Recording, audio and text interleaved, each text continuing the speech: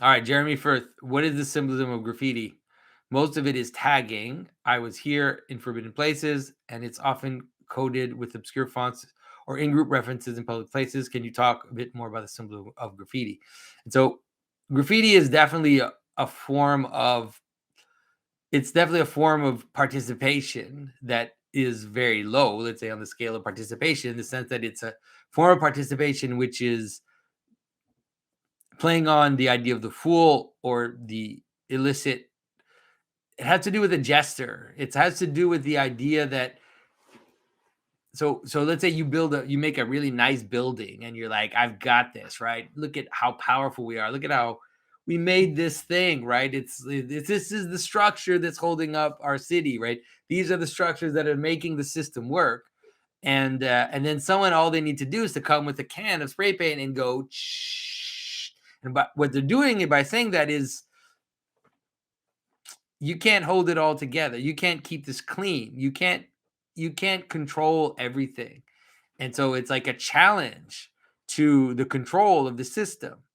And so the more the system becomes, so graffiti has always existed. You find it in Roman times, you find it all in all kinds of moments. But the fact that graffiti becomes almost like a cultural art form can only happen in a world that is extremely controlling and extremely systematic and extremely clean and technical. And so you have these, you have all these structures, and then someone comes and just puts their name on there. It's like they just tag it, and it's like you said, it's you're not even supposed to really read their name.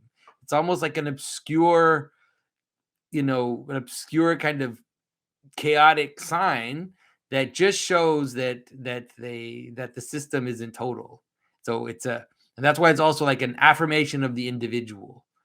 And so you always, when we talk about individualism, you also have to understand that the individualism is the balance of the tyrannical kind of state system. So the idea of like the rock star that is like an individual and has his own style, and the artist that has their own style, and you can recognize, and you can that it's that person by the way they look, by the way they dress, by the way they draw, by their art. That's just a reaction to the other side, which is this extremely kind of mechanical world in which we live.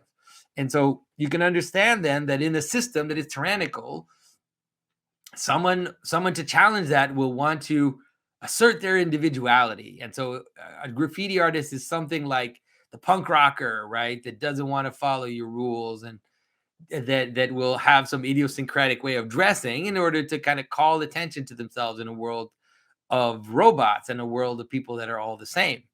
And so, but they're both the same. They're both two sides of the same coin.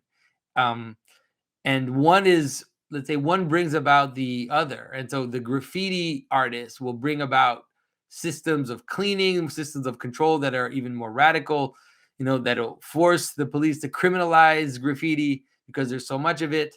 Or they'll try to capture it and tame it, then have walls that are just for graffiti artists, that kind of stuff. And so it's a super interesting thing, especially like the idea of also political commentary, challenging the people in power at the time. If you think of Banksy or of Jean-Michel Basquiat and how he was also writing these absurdist kind of statements. So I hope that makes sense.